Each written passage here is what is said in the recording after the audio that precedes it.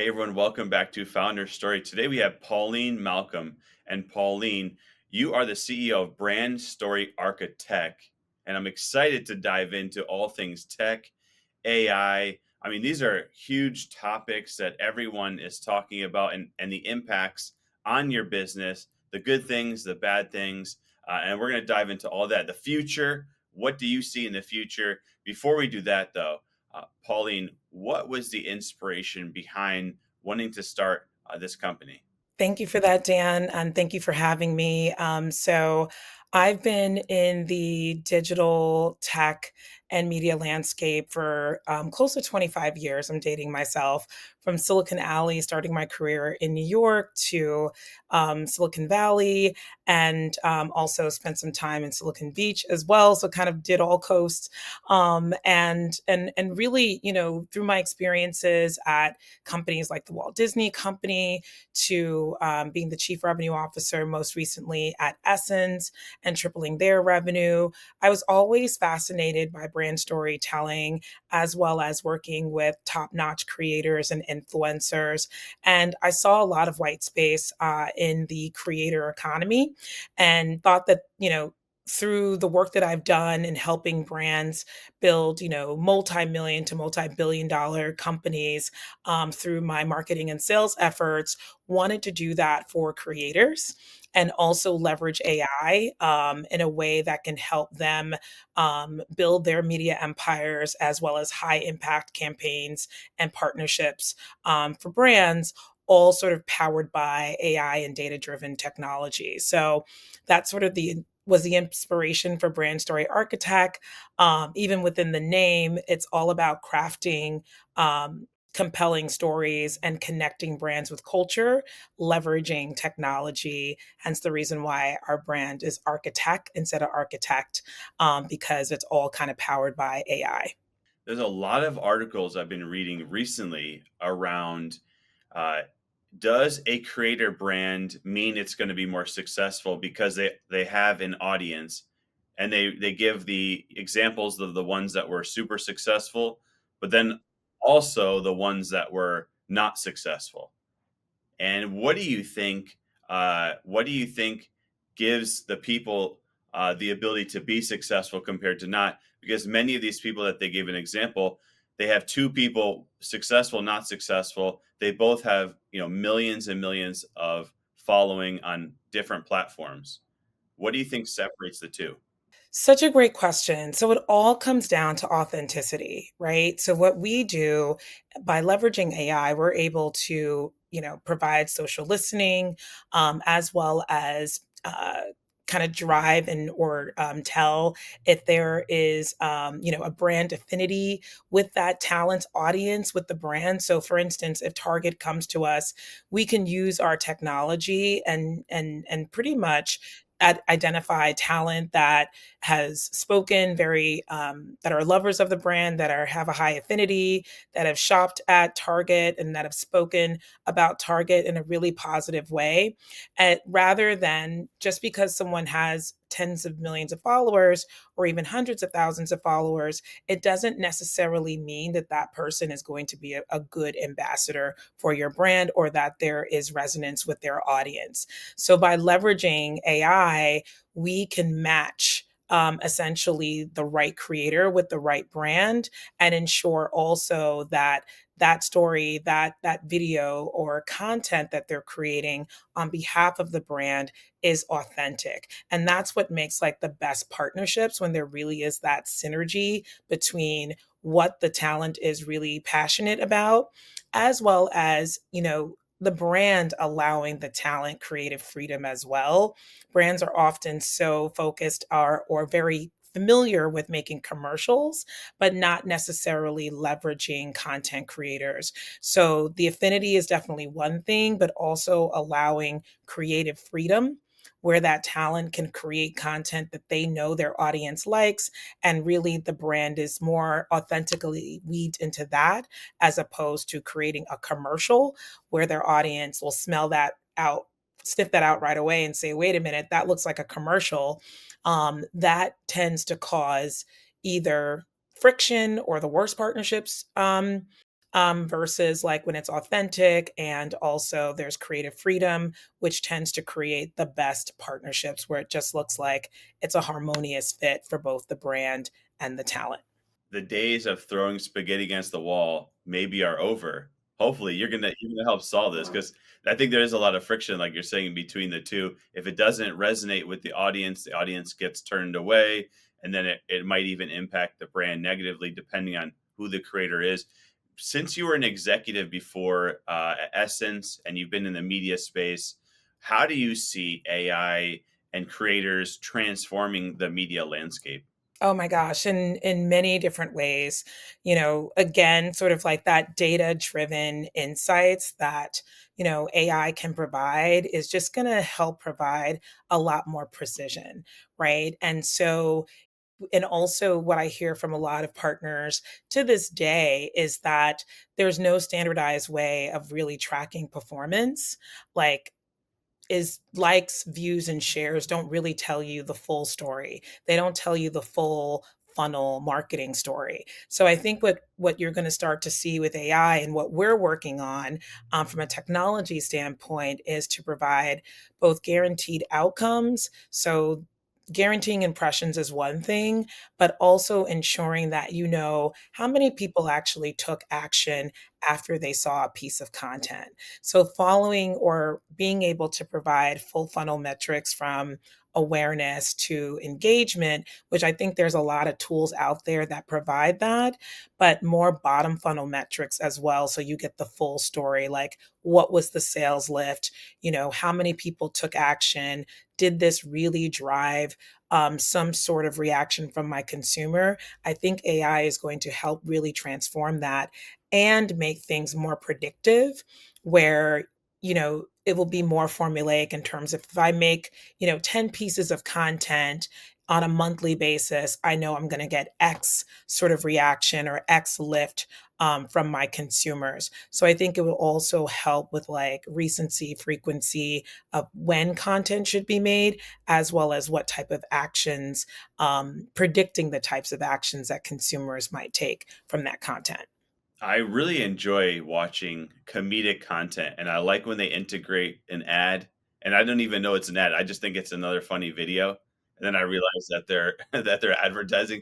I'm like, that's very creative content. I think Very clever. Mhm. very clever. I love how if a brand allows a creator, I think you can tell when the brand allows a creator flexibility to how to doing it their way versus like the brand wanting it to be their way. How do you see AI just transforming content creation, transforming brands going forward in the future, knowing that it's just been, I mean, it's going at a pace that's just, I don't think we could even keep up. Like our brains can't even keep up just how fast AI has been moving, even over the last only few years. Uh, where do you see this going? Yeah, I mean, that's a great question. Like, I'm seeing some really interesting sort of content creation, like models happening, which, you know, like for instance, a trend that I've been seeing is like virtual creators that are all AI driven, which kind of freaks some people out. But I think that that's an opportunity for real life creators to leverage sort of like a hybrid model where, they create content where it stars themselves, but also maybe a virtual character, which could be really interesting, where you're almost like an animated like avatar, just kind of creating dimensions and having some fun and innovation with the content that you're creating. So I think that like the virtual characters is a really interesting model that I've been seeing, like even brands testing. Like I saw Prada did like a collaboration with like a virtual influencer. And again, I think that there's a way that real life creators can add more excitement to their content, by adding virtual or AI driven characters. I think that AI is also going to help with automation and just being able, from a creator standpoint, be more efficient on how you're pushing content out, where it's a lot more automated. There are some really good tools out there like Hootsuite and others that allows you, that are all AI powered, that allows you to automate your content creation. and and then just some of the innovations that I'm seeing even with like video creation. Again, I think that this is all good for creators. I know a lot of people are scared and they think that that may eliminate their role as a creator, but I think that that human connectivity is so important and that people still want that, and that AI is just a way again to be more innovative and really allow you to supercharge your creativity.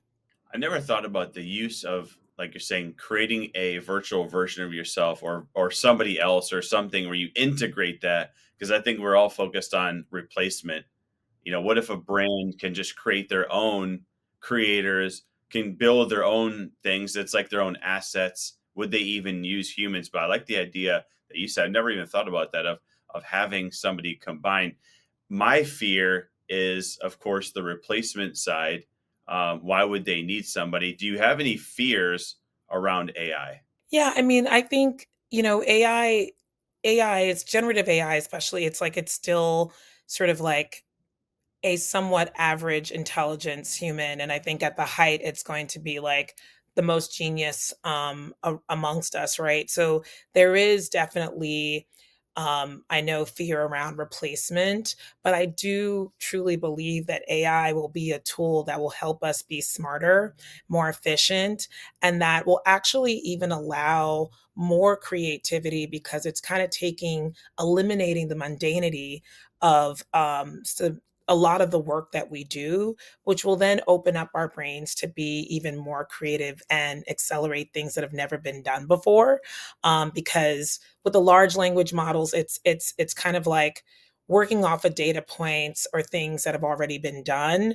So I think that there's still room for creativity and new ways of thinking because we're leveraging sort of AI to kind of take the mundanity out of our everyday and allow for new opportunities or new innovation to transpire. I think I use AI tools like ChatGPT and others, maybe even more than I use Google nowadays. I never thought 6 months ago, if you told me that, I'd say that you're wrong, but I think I do. I search more research. I mean, it's pretty. The tools are pretty amazing. I mean, it's insane. I really like the idea that it's going to open up the creativity, but it's also taking previous stuff. So there's still room for us to be the people that are creative are going to maybe even accelerate past those that are not creative. So if there's 1,000 creators right now who are sitting here listening, and they are like, wow, I need this. I need, brand sponsorships. I want to generate more money. I want to, expand my income. Do you have any advice for them maybe before they even come to talk to you? Is there something that they should be doing or looking at, or something that you're even finding what drives a brand to even want to work with a creator? Is there any tips or strategies that they can do? Absolutely. So, what I recommend to all the creators that we work with, and this is a model that that we apply to all of our sort of like client partners, we call them, is really thinking about yourself like a media company and almost like a network, a mini network, right? So, especially for micro creators or creators that are trying to take their content to the next level, think about your content like a TV network where there's, consistency with your content. So if you have a format, maybe it's sketch comedy, right? Every Wednesday, make sure that you're posting a new episode, or Monday, Wednesday, and Friday. You know that you can come to your channel and find fresh new content. What that's doing, it's creating sort of like consistent and repeatable behavior with your audience, you know and engagement as well, right? But what it's also signaling to brands is that you're becoming, or you are, a professional content creator, right? And you're developing formats that resonate well with your audience. Because and then you also have a consistent pattern. If you're uploading content 3 days a week, 4 days a week, and people know to tune in, you're acting like a mini TV network, which is what I think modern day creators are. They are the new TV networks. And you're creating sort of like a consistent sort of audience that's tuning in, and you're getting 500,000 views or whatever it is. And that's something that I can take to a brand and say, X talent, they're repeatable, or they have this format 3 times a week and they have a consistent audience. This is what you can expect organically. And then if we run it through paid media, then you can expect X amount of outcome. But we know this is what this brand or this is what this talent is getting on an organic basis. So that's like one of the, like, start considering yourself as a mini brand, so to speak, and acting like a TV channel and being consistent with your content and the formats that you create. I took a lot of things away, and I really like that you're creating your own media brand, and part of that is it's basically your own TV channel. It gets me thinking that many creators, at least people go into it, they want to just create something. They want to dance, they want to make comedy, whatever they want to do, and then it starts to build upon something. But I don't think a lot of them fully understand the what they're building, that it could be something big because they just want to. It's like a doctor goes into being a doctor because they want to help people, but they're not always great at business. So Right. it's like thinking about it like, okay, I'm not just somebody dancing on TikTok, that this is a brand in itself. This is a business. I want longevity. I'm going to make a career out of this. I need to think differently. And I think this is going to help a lot of people thinking differently, even from the start or as you're going, versus trying to change things and stuff when you've kind of hit some sort of peak level. But Pauline, if people want to get in touch with you, they want to find out more information, how can they do so? Absolutely. So, if you want to learn more, there's a couple of ways to get in contact with me. I'm on the app Intro, where you can book time and learn more tips on AI as well as marketing. Also, visit our website, brandstoryarchitect.com or paulinemalcolm.com. So that's 3 different ways to get in contact with me. If you want to have one-on-one advice, or if you want to work with us and become a client of Brand Story Architect, visit us at brandstoryarchitect.com. Brand story architect, Pauline Malcolm. I love Intro, by the way. It's really I've made some amazing connections on Intro. It's a really great place, but I'm really excited about the things that you said today. It's totally making me rethink what I'm doing, and for myself. In my mind, I'm already thinking like, what can I do differently? How can I change things? Because many people obviously want to get brand deals. They want to, turn it into a career, but they have no idea what to do or what's next. So paulinemalcolm.com. Thank you so much, Pauline, for sharing everything today. All the success, everything that you're doing. It's very inspirational. And I can't wait to have you back here on Founder Story. Thank you so much, Dan, for having me. It's been a pleasure.